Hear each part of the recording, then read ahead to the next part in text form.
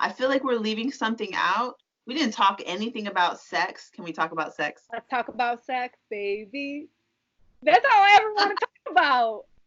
I do. I do. I definitely know what I want to talk All right, let's hear it. about. Well, so boundaries in sex. And when, okay, so this is a thing that I'm interested in when I meet somebody and I tell them my dynamic. Okay, my dynamic. I'm like, okay, so I am a monogamous. I don't like to be sleeping with multiple people. I like to be sleeping with somebody a lot, like frequently, you know what I mean? Um, and I also like to, not that I like to, I have a lot of male friends who we are close, like intimately, like super connected, but I would never have physical intimacy with them. It's just, I don't feel it. Like, Mm-hmm. I feel love for them, like sisterly, brotherly, and I will hold them and embrace them. They could lay in my bed. They don't. I mean, but I mean, one of my friends sometimes will come over and lay down and I'll massage his hand or whatever. Like we're like, I call that little kid cuddling, like Yeah. little kid cuddle. You know what I mean? It's like the affection that feels, I have a Cancer moon. It's an affection that feels very Mm-hmm. like safe and nourishing. So that's part of my dynamic. And so when I meet a guy and I'm like, I'm never going to sleep with somebody else. I will never, ever, ever do that. That's not part of my thing. But I definitely have, I call it artist play dates, which means that I have and a lot of my friends, not a lot, all of my friends are very good looking, women and men. We get together, we do intimate things. I write, they play music, they sing. You know, a lot of my friends are musically inclined, and I really look forward to those times. Um, and so for the person that is hearing this, they're like, wait, what? Like, I don't, it's weird, you know, it's a different, it's unusual. And I'm also saying that I want to keep doing this. Like I do want to have a person, and if that person's going to be you, that's the person that I'm with. Um, are you going to be okay with this thing? Most of the time, it's been not. You know, it's a thing we got to kind of work around, and then, um, you know, are they going to do that too? And then, like for me, it's like I don't know. Like I've never gotten in a relationship where I think that like they're not going to have sex with other people, you know, because men, I don't know, like just like if and so I really really wish I could be polyamorous and be just like, okay, well go ahead and have sex with somebody else, and but it doesn't fit good. It doesn't That I just fucking ain't that, and I don't wish I was anything else. I'm monogamous, and that's all I wish I was. I don't wish none of that shit. Ain't nobody riding my husband's dick but me. Sorry. I don't want to be fucked by no one else either. So I don't want anyone's energy, juju, nothing up in my shit. Sorry. But at the same time, my best fucking friends are men. Both of them are men. And I mean, like, it's been that way my whole life. All my boyfriends knew, like, you got a problem that all my friends are dudes, fucking go somewhere because they ain't going nowhere. They got my back, and when you try to fuck me over, they're gonna be the ones open your ass, not me. So like these are my brothers, like that's it. And um I had one friend growing up that I was really, really close with, and my one boyfriend knew it. I mean, I used to go sleep at his house and cuddle in his bed with him. What up? Like, and it was never anything sexual. Would I want my man doing that with a girl? Nope. I don't care if it was a sister. No. oh, glad we're on the same page. Why is that? So same thing. Like in my early times, same thing. I had male friends. When I was in the Navy, I had this guy named Cleavon Gilman. He was my best friend. He would sit and comb my hair. We'd be in the bed cuddling. He's combing my hair. We'd go to sleep together, wake up in the morning, put our backpacks on, run, go work out. and then split for the day. Maybe I wouldn't see him for a while. If I ever needed anything, that boy was right there, and never ever once tried to like do any touchy things that were, you know, and so many of my friends have been like that. So but it's weird. Like, I wish that I could be, I wish that it could be equal, but you know what I mean? Like, Yeah. okay, honey, I'm gonna go have an artist play date, but you just better not go see no other women because like, stay at home. I actually think about this a lot.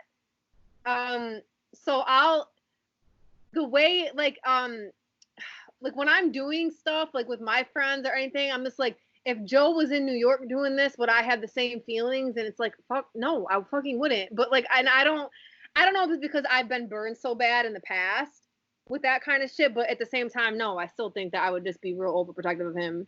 I mean, I don't know. I can blame it on being a Leo and I'm real overprotected, lion-like about my fucking partners. I can blame it on astrology if I want, but I don't know.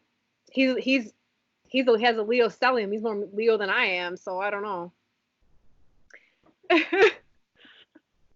So I'm gonna say this. I just want to put this out. Like, I really want to. I haven't had it yet. I haven't had somebody, a male partner in my life who is, first of all, fine with me having male friends that come over. We do gardening, we write music, we write lyrics, we sit together. Like, and then that he is also going out and doing the same things that I do. I really want to be okay with that. That whatever it is that I'm doing, so now here I am, I'm massaging my friend's hand, and he's receiving it, and we're talking, and then that's it. That I would also want to extend that to my partner, that if he has female friends, then you know what I mean? Like, I want that. You're like, no, I don't know what you mean. Let's ask it. Are men capable of doing this with women without thinking about fucking them? Is that even possible? I want to know. Comment below, because I don't really think that. Do men go and hang out with chicks and do that and don't have? I've never experienced men that way, that don't have a second motivation of trying to get in their pants. So I think that that's why. But our friends don't. You know what I mean? My friend comes over here. My friend Ahmed, he's my best friend. My friend Hayden, also super best friend. Cuddle. We sleep together. Cuddle. Never, ever, ever. Like, I tried, but he won't. He's like, no. You know what I mean? We're friends, and I don't want to ruin our relationship. Maybe our issue is actually the women. So now we need to ask, why do we not trust women? Because if your man hits, what I'm feeling. It's gonna take the woman to say, okay, let's go do this thing. So now actually our problem is actually with women. It's actually not with the men. See, we just figured out our own issue. So bro, okay. So then the dudes are like, because every time I have a partner, first thing, I can't wait for you to meet Ahmed. I can't wait for you to meet Hayden. I can't wait for you to meet. You know what I mean? I'm like, I can't wait for you to meet my friend. And maybe they have this like man thing that they recognize, like, okay, you know, we're cool. This is my friend. We're all friends. And then maybe it is like, we're like, you trifling hoe. What are you doing? You know what I mean? Right? Maybe that's it. Like why are you?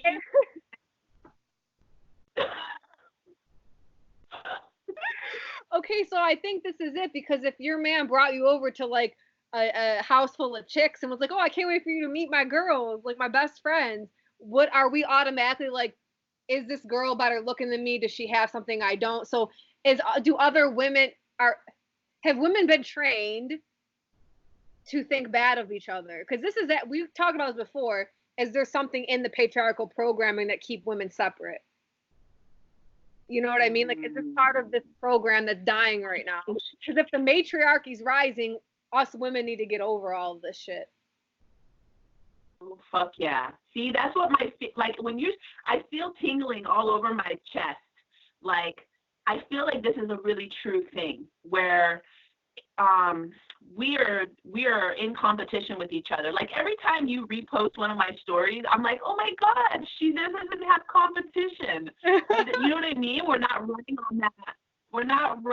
on that paradigm of like me better or something like that. And so when my partner brings me into a house full of his, this is a hypothetical because it hasn't happened yet. I hope it does. That's what I was getting to saying when I'm like, I'm gonna put this out in the universe, that my love for my male friends, I want to extend that to whoever my future partner is going to be, that he is able to still have his love with his female friends, and that we just expand our friend group so that when I meet his female friends, I feel that same amount of love and acceptance of like, yes, this is your friend. And I automatically give them the gift of my trust, and that we're like, I trust you.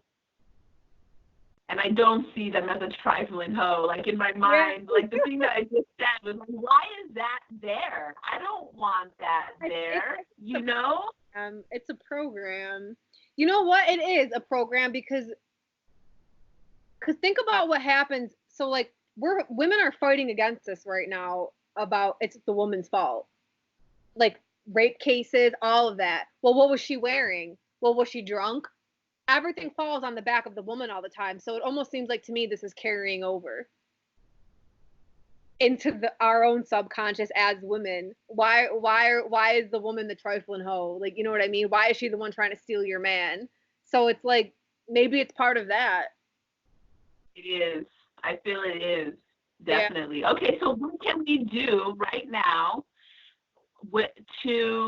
because also I feel like it's probably in the men's mind too. I know it is because I'm seeing myself right now in India when I lived in India, and I'm really trying to learn these prayers. It takes like 45 minutes in Sanskrit, recite these prayers. But the temple priests are like, little trifling hoe. You know what I mean? They're just like, oh, don't look at her. But I'm not there for that. You know what I mean? And I can see them just like their eyes just being like this. And so it's in there that, we are the snake coming to just destroy everything. Yeah. So what can we do? I'm feeling just like full body chills everywhere right now. Because my body is like, you know what to do. You know what to do. And I think the question that I was going to ask is that what can we do right now to get rid of that, to break that pattern and to break the little synapses in our brain that just instantly feed that program. The feeling that I have everywhere in my body is that when it's there, when it comes up, to smile at it and to be like, to see myself in that other woman, to see her, and we bleed the same, we are the same thing. What do you think? Like, what's a way that you can think of that would help to break that? Because in the moment when it comes up, what's the thing that we can do you think? I have no idea. I was waiting for your answer because well, because it's mostly because this is like an area of my life that is one of my biggest wounds. I've had multiple partners cheat on me with multiple women. While I was pregnant with my son, my husband was fucking running around. So it's like there's that and even talking about this, I'm realizing how there's still that wound there that really needs to be healed. So it's like yeah, I don't know. I think I got to heal myself of this shit first. And yeah, I don't know what that looks like, to be honest. I have no idea. Because that's like because that's such like a deep thing for me. It's like women that I trusted or people that I trusted, all of a sudden it's like, really? You fucking my husband while you know I'm pregnant? Like, you know what I mean? So it's like, I think that like, so like when other women come up, there's that immediate, like, my body gets tense, but then it's like when I talk to them, it's like this girl's amazing. You know what I mean? Like, I would trust you 190% with my husband. Like, I don't care if you guys spent the night in fucking Tahiti in a fucking hotel. I don't care. Like, I would know that everything's cool. But like, I think it just comes after like over time of like getting to know other females, I guess, and knowing that like, you know, just because like I think women and men are both equally responsible in the whole like cheating thing. It's like women do it just as much as men, so it's not like one or the other. I think just like with men, it depends because like there's men like my husband would completely trust me with, and then there's men that he would never be like, don't you ever be in a fucking room alone with him. And not that because he doesn't trust me, but it's because this MF, he knows how they are. So I guess this depends on after you get to know that person and then the comfort. So like when you have a partner and you're being like, oh, I can't feed me all my friends, I'm sure he'd be more at ease after time of knowing that these people are basically your like little brothers or your big brothers, you know. So I think it's just like a time thing of getting to know the men or women that you're introducing your partner to. That's how it would be in my case anyway.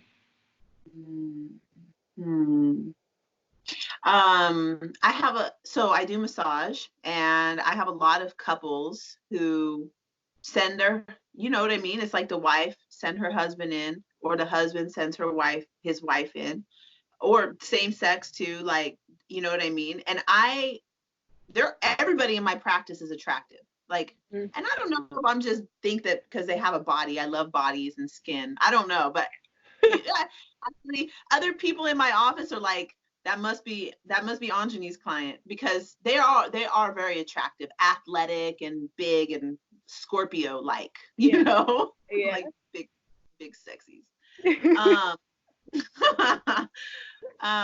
So I feel really honored that they trust me with their partner. But it's weird because I'm like, why is that such a big deal?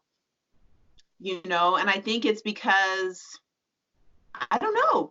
You know what I think the thing is too, just like repeatedly over time, putting myself in those situations, that I've been able to, I trust myself. You know what I mean? I've been able to sleep with somebody and not have sex. And I've been able to respect the boundary of, you know, a relationship. Like, you guys are in your own ship, and I respect and honor that, because it's, you know, that I wouldn't go against that for myself. And so that's already like in me, that I honor those things. So yeah, maybe it's, I don't know. I haven't had it happen. Like, I actually didn't have anybody cheat on me ever either until I was my son's dad. And he cheated on me so much that was the first time that happened. So you know, I don't really know. I think I can go back to my old way of not being insecure about other women, and kind of work it from the angle of like situation by situation. Like, oh, you guys going to get coffee? That's cool.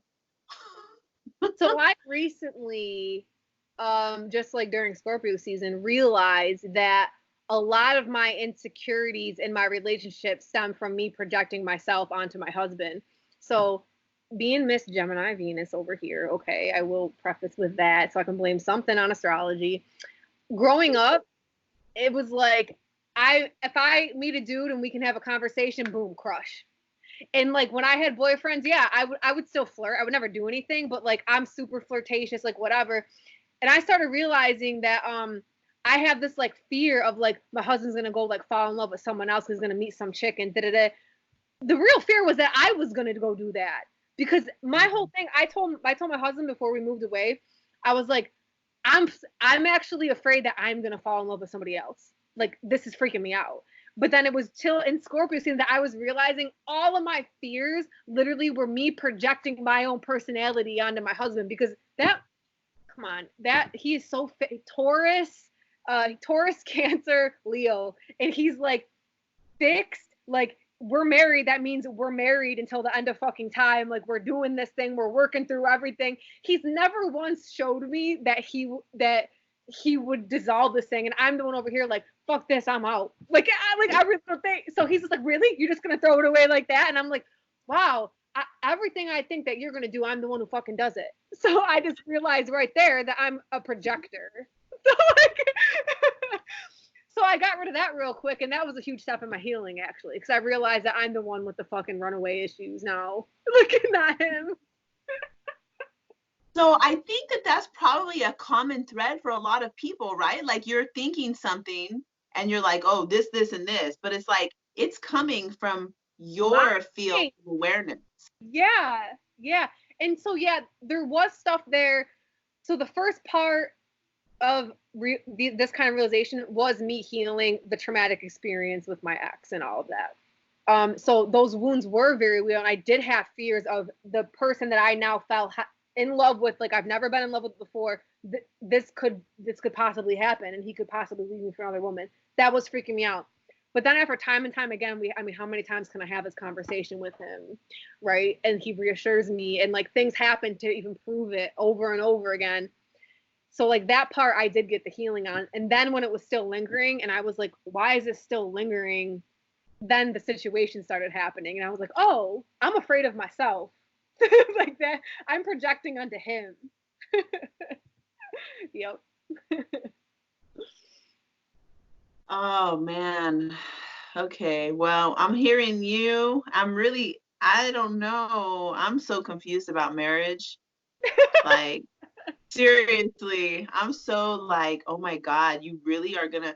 Today I was on my run and I didn't, sometimes you'll be like, when I go running, that's whenever all the things come. So I'll have to bring my journal so I can write it down because now I can't think because my breathing is so like in and out. And that's all I am is a big lung just breathing. And then that's when stuff comes through. So the thing that came through freaked me out so hard. It was like, the next person you have sex with is going to be the last person. I was like, what? Like, what is that? Like, what does that mean? And then I'm thinking like, now listening to you, I'm like, that's what the commitment where you like really pair bonding is like that's what there's some animals in nature who do that. They actually pair bond. They find a mate and that's, and I when I was running and I heard those words, I was like, I kind of was like, felt a little bit of resistance about that. But then this thing melted over me, which was like, oh, and my goals for relationship are that we inspire each other, that we work together, that we support each other, because my life, like you, is my work. Like most of the like I'm laying in bed studying things and charts and it's my joy. It's like I feel like I found what I'm here to do, and that my partnership we're going to lift that up, and that he's also going to be just as much committed to his sacred work as I am to mine. And even if we're not directly working on the same project together, that my work is lifting his and that his work is lifting mine, and that we're able to like be this sort of like invasive plant on the planet that is just promoting love and abundance and beauty and all of those kind of things. So the partnership is doing that, and we're healthy. Then why would it? Oh yes, I would want that to be the last person.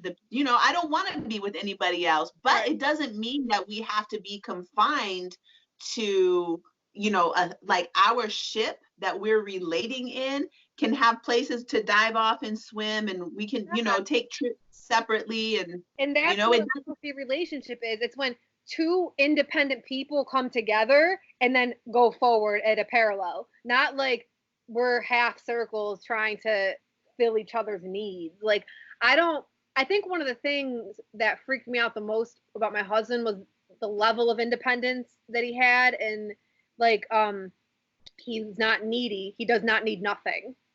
And so I remember asking him, I'm like, I don't like he's like he would always tell me like, you don't need to do this for me, you don't need to do that for me, like why are you doing all this stuff? I'm just like, well, what do you want me to do? He's like, be my wife. And I was like, I don't think I know what that even is then, because that's what I thought being wifey was. And he's like, no, that you acting like my mother. I was like, you're right.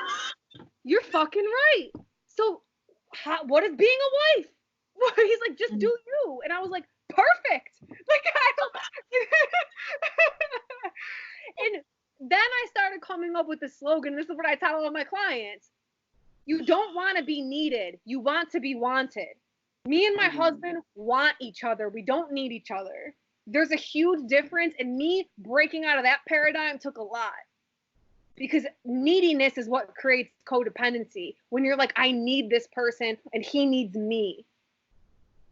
Well, now you have a problem, because if that other person ain't around, all of a sudden, your life gonna fucking fall apart. So that's what I've been learning a lot, is just being like, no, I want to be wanted, and I want to want somebody, not need. So in order for that to happen, okay, I'll reframe it from you. So in order for that to happen, every day I am meeting my own needs, and I'm, doing my task. I'm satisfying my own needs for pleasure and for food, and, I'm satisfying all my own needs. I'm taking care of my stuff. And that other person is also doing that too. And we can complement each other in the sense of like, this he's really good at these things, this set of things. I'm really good at these things. And then we're still whole and complete, but we can support each other and learn and grow. So I'm like, whoa, I want to see what you're seeing.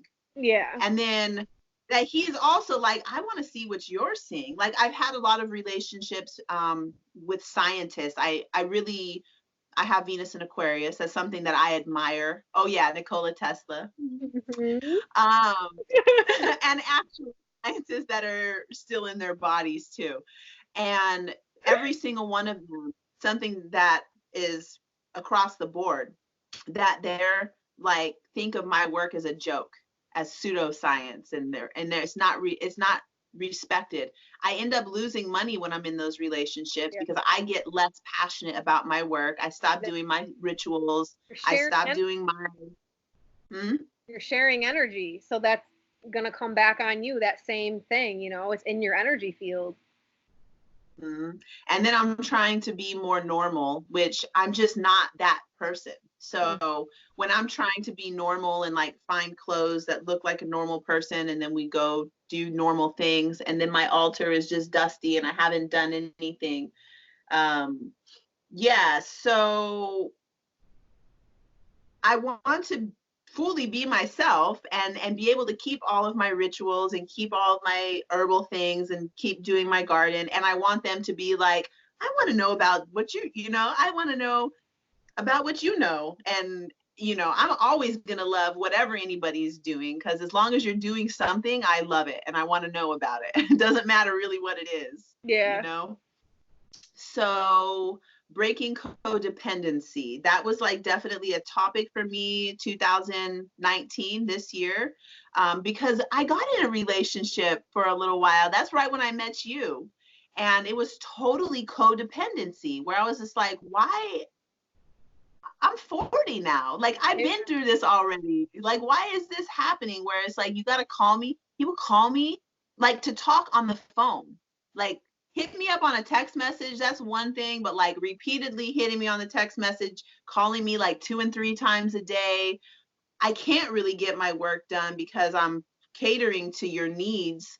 And I'm not a needy person. Like, I've never been. That's, number one problem of my marriage is that I was not a needy person, that I'm like, I am independent. And getting in a relationship with somebody who's needy is just like taking away from all these other things I could be doing. So this is not me right here. I would, if I could just cut this one thing out and blast it on social media, I would, because again, going back to like the meme psychologists out there that are like, trying to be experts on relationships, it's like they're putting these things of like needing, they'll text you all day and they'll tell you just, it's like, why you want a motherfucker up your ass like that? Like, I can't, like, it's too, now there was like there was a time period in the beginning of my marriage that I was the one turning into that. And I caught myself and I was like, this has never been me before. And that's when I started actually realizing how wounded I was from my past relationship. That is like a space of wounding. It's like, and so like I asked myself, why do I think I need this much attention? Why am I required? I had to go through this whole process. And so now, like, when clients come to me, I start walking them through that same process. Like, why do you think that your man has to text you as soon as they open their eyes, and then when they get to work, and then on their break, and then on their, like, why do they need to eat, sleep, and breathe you? That's actually not what love is. And I think that, I think 2019 really was a year of people realizing what codependency is, because I think for so long we've kind of been taught that love and codependency are the same thing, and that's not love at all, actually, not at all. So the nodal axis, north and south node, being on Cancer Capricorn right now, I feel like that is, I got chills again. Like that is, if it is, you know, what you're saying, 2019, a lot of people were realizing like, oh, I'm in a codependent relationship, that this is the time for us to rebuild our structures and forms, and how we create the foundation for our relationships. That you said it earlier, like, is this actually what I want to be? Is this, you know what? I think this is probably one of the places that people just didn't even think about, because it was in our religion. It's been written into our program about what is supposed to happen and the ways that you're supposed to relate with each other. Mm-hmm. So if somebody is like, how, like, what would you say is a starting point to like rewriting the relationship idea, you know? I mean, I would say, I think looking at your relationship axis, like finding out what that was an eye-opening thing for me, because for me, Taurus Scorpio relationship axis, there is a lot of focus on pleasure and intimacy and having the partnership be a recharging your energy, and there is a lot around sex, like sexuality with that. So it was something that can you talk about the relationship axis for people that don't understand or are new to astrology, or how they can find that? And yes, so first house is always going to be your ascendant. Not always, I guess. And is it always? Because I use the whole house system. yeah, and for me, your ascendant will still always be in the first house. So first house is going to be, who am I? That's like, who am I emerging as? Like whatever sign was on the horizon, that's what you're emerging as, like what you're learning about. And then always the opposite is going to be the seventh house, which is what was descending on the horizon. So this is relationship axis. Who am I in the first house? And then here's a chart. AC, that's the ascendant. Who am I? And then all the time, seventh house is directly opposite that, and that's who are you? And this is who are you, meaning like you can look at the seventh house as friendships, but when I'm looking at relationship material, like what is it that you are learning to integrate as your wholeness? Sometimes people will call the seventh house your alter ego, because it's a shadowy place, which is why in sexuality we get into our shadow. It's like that's still you, your kink, the thing you like and whatever. Like mine is a Scorpio in the seventh house, and my girlfriend that I share mostly things like, I will tell her like I kind of like this sort of could be dangerous. Like I kind of like feeling like I could die right now. Like I kind of like that feeling. And so that's my, you know what I mean? You could say that that's your shadow self, your alter ego, your shadow side. It comes out mostly in intimate relationship. So this is known as the relationship axis. Why on earth would I ever want to be in an intimate relationship? You can look at that. So this chart that I was holding up, it's Leo Aquarius. The purpose for that relationship axis is to have the biggest amount of expansion. So Aquarius wants to be cosmic consciousness. It wants to know everybody, talk to everybody, know everything. And in order to know everything, they got to talk to a lot of people and study a lot of things.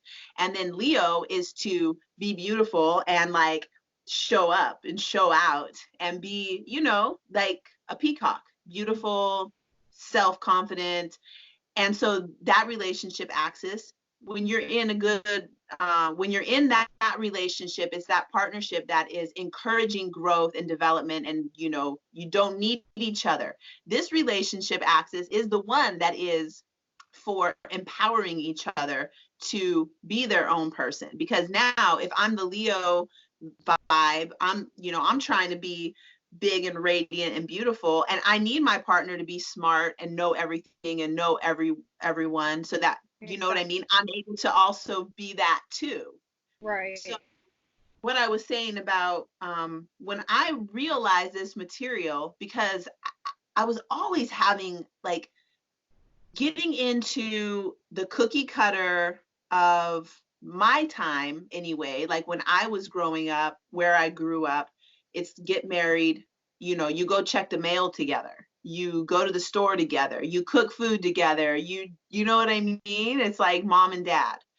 And that was in my mind, but every time I would have that relationship, I would feel smothered, and I'm like, can I just check the mail by myself? Like, I don't need you to walk me to the post office.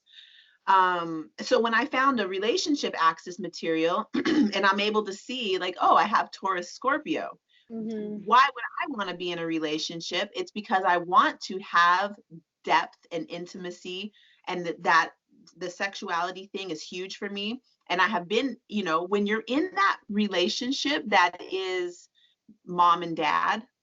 Now, I'm Wendy in Peter Pan, okay? This is like a very real mythology for me. And you said it earlier, like, you're being my mom. Like, you're not acting like my wife, you're acting like my mom, okay? Because that's what we were kind of taught, is like, I'm doing these house things. I'm, you know, I'm gonna serve you. I'm gonna get your food. Oh, what do you like? I'm gonna go cook it, and I'm gonna cook you. Okay, so now I'm doing that, and I hate it actually. I'm like, I like cooking, but not that much. And I would really rather, like, I would rather not eat. You know what? I was in Kauai. I had this, I called it my practice boyfriend that I was seeing all the time last year, because I was practicing, because I want to, you know, get better at this thing. So when it was like the day I was gonna leave, and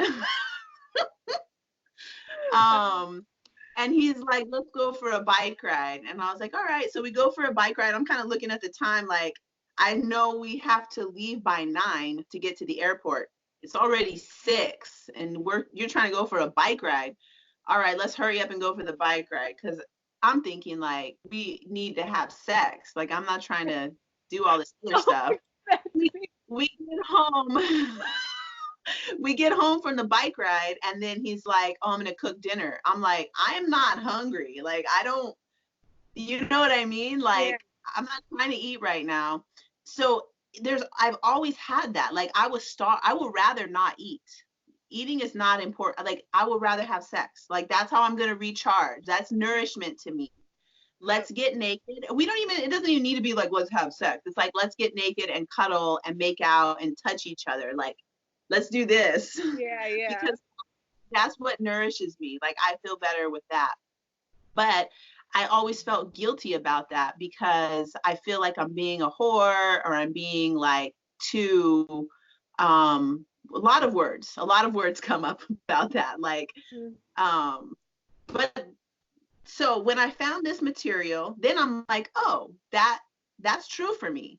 That is what nourishes me, and that is what I want in relationships. So now I'm able to also bring that to the table whenever we get into, you know, I'm on my first, second date, and I'm kind of going through, this is how, you know, this is my relationship content. It's kind of like, this is important to me. And then I'm also able to ask, you know, so yeah, what's that like for you? Like, because some people, they want to have their best friend, and they want to have their travel mate. Best friend, by the way, Libra and Aries is like, they want to have their, you know, Libra Aries relationship axis is like somebody who you check the mail with. You go on a trip together, you know, it's very co-creative with each other. And then Pisces Virgo, that's a helpmate. That Pisces Virgo relationship axis, this is where we're going to be saving the planet together, because Pisces Virgo, you know, we're going to work for humanitarian purposes. That's like the foundation, is like, what are we doing to help and heal and save the planet? And so their love for each other is benefiting something bigger than themselves. Then Gemini Sagittarius, this is a quest mate. Like they want to expand and learn and grow, and there's traveling involved and festivals, like music festivals. They're going and being that axis of Gemini and Sagittarius. And then Cancer Capricorn, they do actually want to build a home and a family and buy a house and have a structure and a garden and play mom and dad, not necessarily with children, but most of the time, yes, with children, but doesn't mean necessarily children. They want to have their strategy, whatever that is, that they're, you know, the householder. So I think that's all of them. Yeah.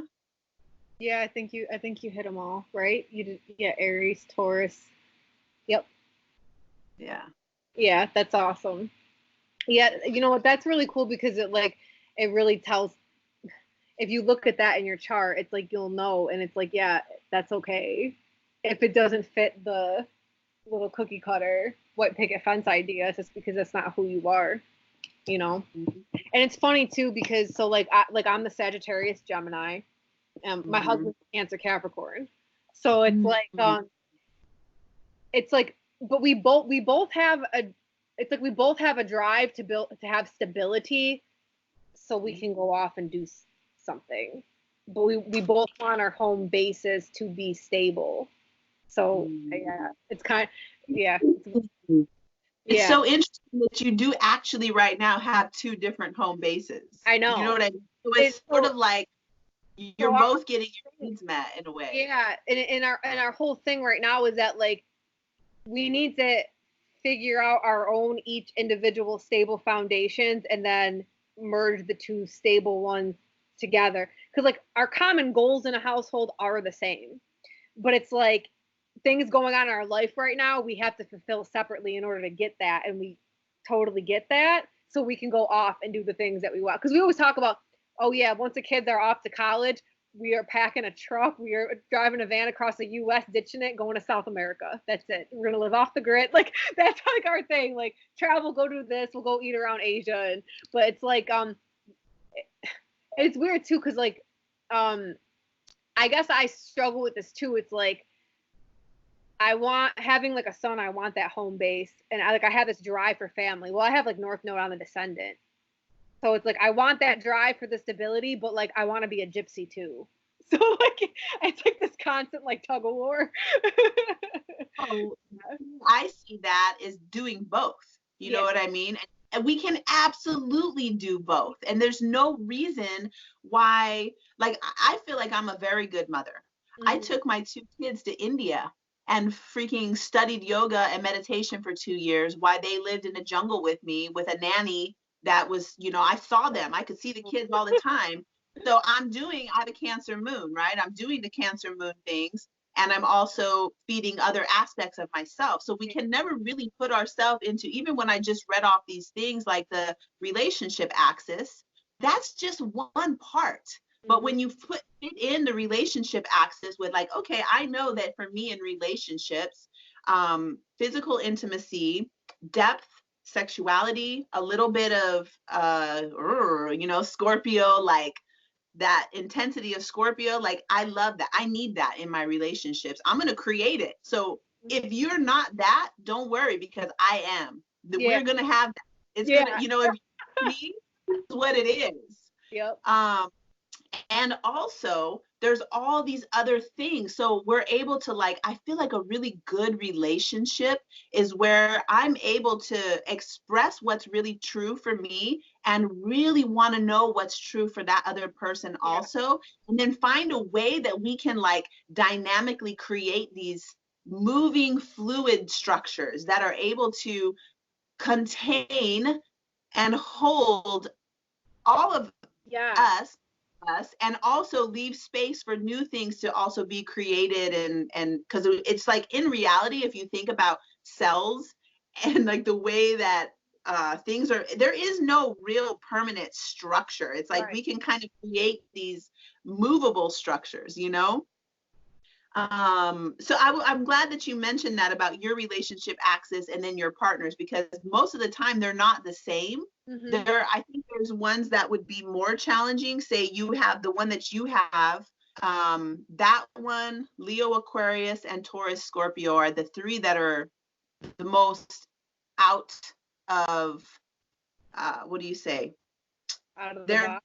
They're outside the box. Yeah. These ones are outside the box. So say if these ones that are outside the box get in a relationship with ones that are more in the box, it's gonna be a little bit more challenging, and it's gonna require more trusting the process of like, not, you know, but they definitely can work. They just require more communication and trust and all of those things, which I see that as a blessing. Like I love when there's an opportunity to do all that work. Yeah, and again, like what you were saying about, like, you know, each person has their own individual like views and interests and like wants and desires out of a relationship. So like if two people can come together, state what those are, and then like create this thing together where it meshes together well, like that's what I mean. It's like each relationship has its own thumbprint. It has a different print, each one, and it's like when people are like mature enough spiritually to be able to have the ebb and flow and respect of the other person, and not expect them to always be at 100% and like accept the bad with the good and all that. That's what makes a relationship last. I mean, I look at like my grandparents and stuff, married for like 70 years. Like my one great grandmother got married when she was 14. I was like having her kids at 15. I'm like, it's fucking crazy. Like, how do you even, you know, and now it's like we're now like 40 struggling, like, do I want to commit to this MF for like the next 40 years? That could be a problem. Like, and then they're all like, oh, they're like 40 years old. They're married for 40 years. But like, there's something in that of like, to them, yeah, like a lot of times it's like religion, divorce isn't an option. But also in that, it's like a lot of times it's like when shit gets hard, you don't just quit. You figure out how to make the dynamic work even in that, and you support each other through that. So love and support. That's what is needed. Freedom and support. Yeah, I love that. Yeah.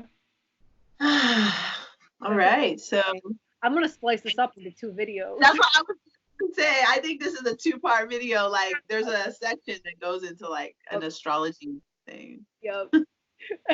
Well, I thank everybody for joining. So yes, this will be a 2-part video because I will be splitting it up. And we love you all. Bye.